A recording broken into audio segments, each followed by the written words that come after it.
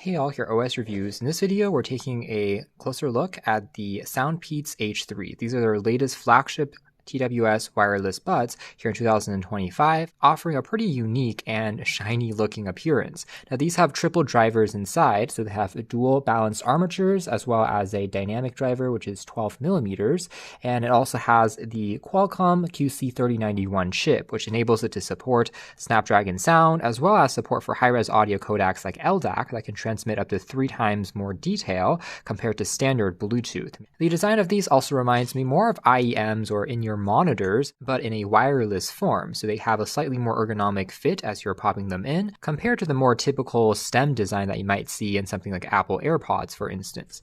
The H3s also have a semi-transparent design, allows you to see through and gauge the components inside if you're into the mecha aesthetic. In addition to also the mesh crafted out of this gold finish actually makes it just a little bit more shiny, a little bit more special looking with all the fine accent work going on. The front here is just dominated by the SOUNDPEATS logo, which is a touch sensor allowing you to control music, play, pause, and volume commands. Now, since they are flagship-grade wireless buds, it's not the cheapest pair that we've seen, especially from SOUNDPEATS, which is a brand that's known a little bit more for value-oriented products. These ones retail for $130, although you can often find coupons that can bring the cost lower to around $100, give and take. That being said, it's still going to be less compared to equivalent brands like Sony or Sennheiser for similar flagship-grade buds will often still cost you more. Although it's just a polycarbonate plastic, it's molded to resemble something like a leather finish. And also the lid here has an auto wake sensor, so whenever you open it up in the hinge, it will automatically turn on and start to pair with your device using Bluetooth 5.4. The bottom here features Type-C for charging. Now, one feature that is missing on the H3, since they are, again, flagship grade buds, would be support for Qi wireless charging is unfortunately not found in the battery case currently. So just keep that in mind. Still, it provides a pretty clean and attractive overall look, rather compact and easy to take with you when on the go.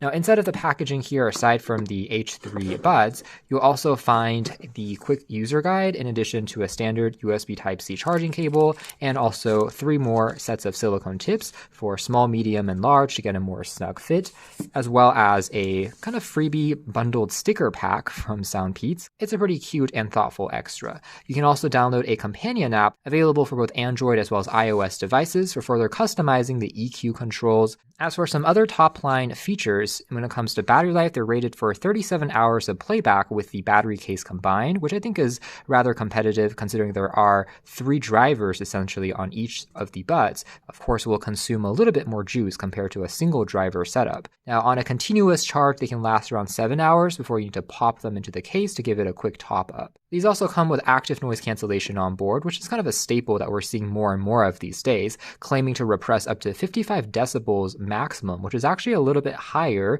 compared to the usual around 42 to 45 decibels that we've been seeing. Again, this Snapdragon S3 Gen 3 chip also enables support for Qualcomm's aptX adaptive in addition to aptX lossless codecs as well. With that being said, if you're listening to music with the LDAC or aptX modes turned on, you can see that the battery life is going to be a little bit lower, around 5 to 6 hours, versus normal SBC and AAC can last a little bit longer since you are transmitting more data via Bluetooth in the HiFi modes. Additionally, once you have active noise cancellation flicked on, expect the battery life to further drop a little closer to around 4 hours continuously. So it's a compromise in order to drive the additional speakers built into this setup. And as a quick refresher, the theory behind having more drivers, aka speakers inside, is that each one can be responsible for different parts of the music frequency. For instance, one that can be dedicated more for bass, giving you more satisfying kick, compared to another one that might be responsible for mids and trebles, for clearer vocals, versus everything coming out from just one driver. Now, they are also rated to be IPX5, so sweat and rain proof if you're going to the gym and exercising, they should still survive.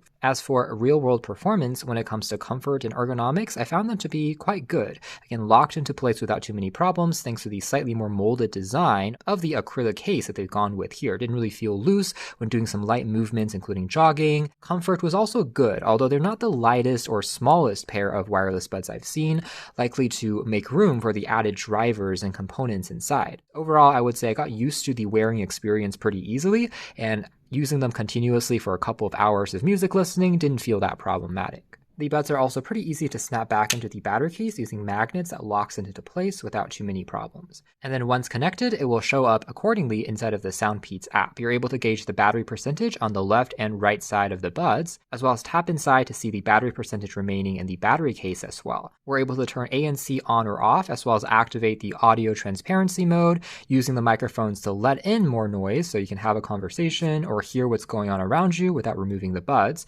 And then further down below here, we can remap the tap controls. So single, double tap, triple tap, and long press can activate various functions. By default, long holding allows you to turn ANC on or off. Triple tap also allows you to activate the gaming mode or low latency mode, as well as double tap for play pause, single on the left and right sides to turn the volume higher or lower. But we can instead, again, remap it to other functions that we commonly use. Otherwise, we can also go into the equalizer mode. By default, it's going to go into the classic profile adaptive equalizer, but we can instead go into a bass boosted mode, bass reduce, treble enhance, rock and roll, folk music, so on and so forth. You can find the entire list down below here, also one for podcasts, as some of the preset options. And then the adaptive equalizer mode will play back a hearing test to create your own custom EQ curve based on your preferences. It will take around a minute or two to create a test and then save it as your own profile, which is a nice software setting that we've also seen previously from other brands like Soundcore as well. Further down below, you can find a more custom equalizer slider, so you're able to tweak these yourself in terms of boosting up certain frequency ranges if you want this level of granularity, and save this yourself. Some other controls including the sound prompting, so it will give you some confirmation whenever you've entered the ANC mode on or off, as well as the language that's being spoken out loud from the buds. And then finally down below here, you can also disable the touch controls altogether if you want to prevent any accidental triggers when you are listening to an entire maybe studio album without interruptions. And also you can turn on and off the LDAC mode. This is going to give you the highest resolution playback possible, but also again will be the opposite of the gaming mode, which will try to compress more detail in order to make the audio and video sync together a little bit more smoothly. So this is recommended if you're sitting down and listening very closely to a studio album without necessarily focusing on the video part. Now under dual device connection, you're able to activate this function for connecting to two devices, including a phone and maybe a laptop simultaneously, and it's able to switch back and forth automatically based on whatever device is currently playing back sound. There's also a fit test on here. Take a minute or so to complete using the microphones to gauge how effective the seal is. So for example, if it's too loose, it will recommend for you to change the silicone tips, another good idea as an added software functionality. There's also a Find My functionality down below here as well that uses your phone's connected GPS to estimate the last known location when it was connected by Bluetooth, as well as checking for any firmware updates. Now the app at the very bottom here also allows you to tap on the Explore tab to find some built-in white noise nature sounds for you to unwind, relax, maybe take a little nap.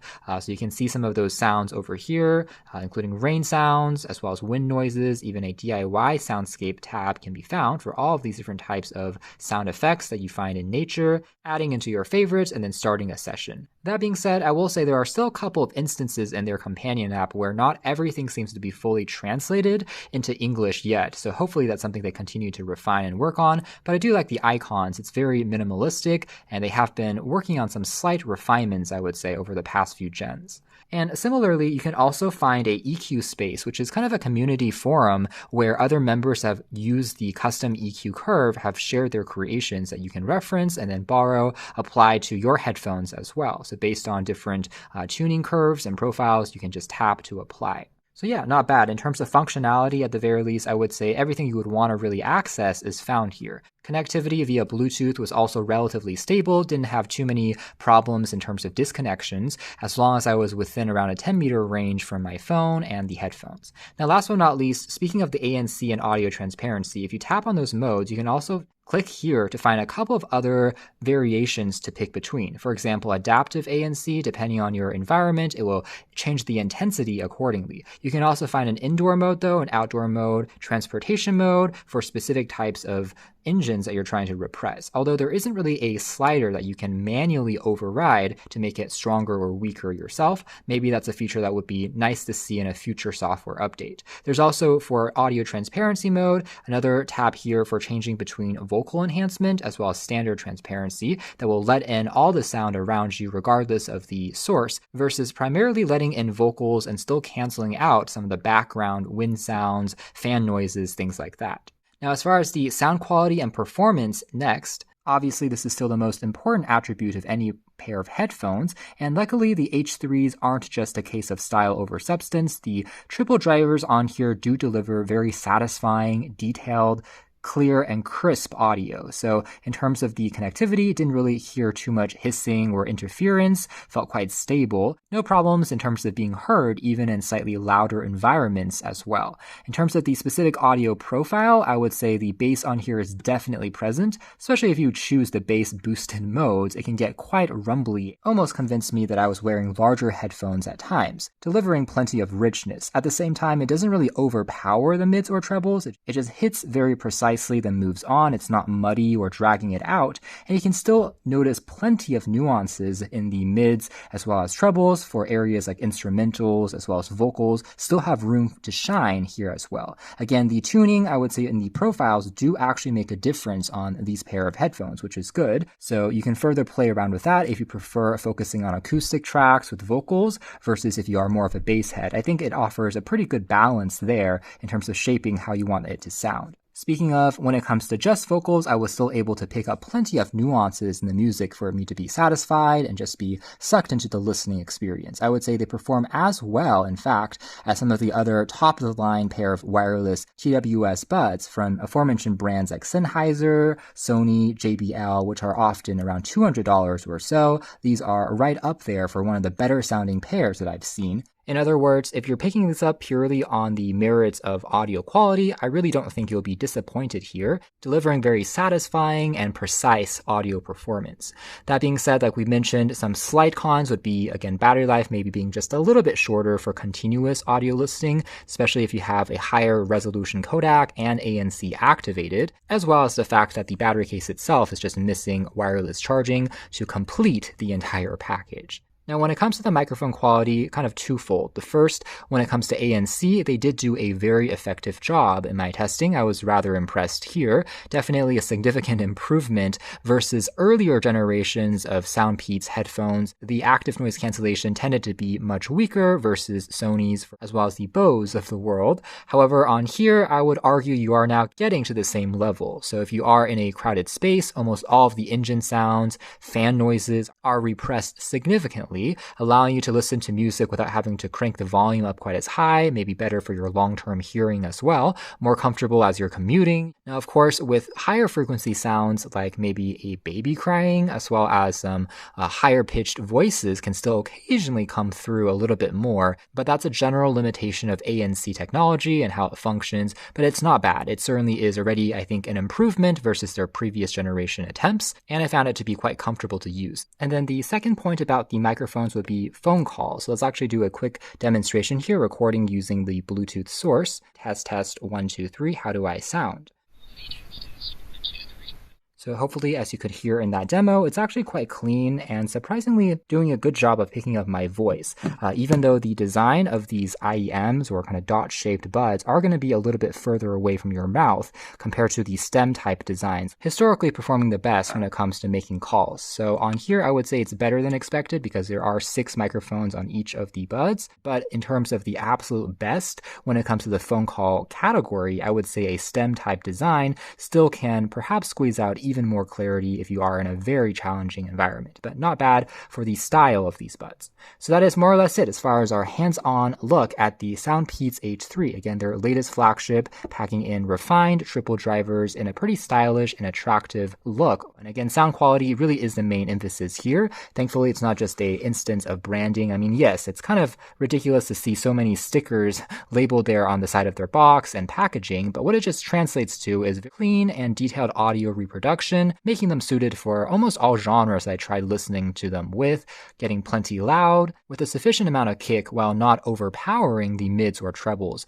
which also don't seem to be too shrill or harsh or sibilant either at the higher ends. As we talked about previously, there are a couple of cons or trade-offs, I would say, but if you are looking for an excellent sounding pair of wireless buds, the H3s are a pretty solid pair to consider. You can check out more details if you're interested in the links down below. For now, that's been our video. Thanks for watching here at OS Reviews.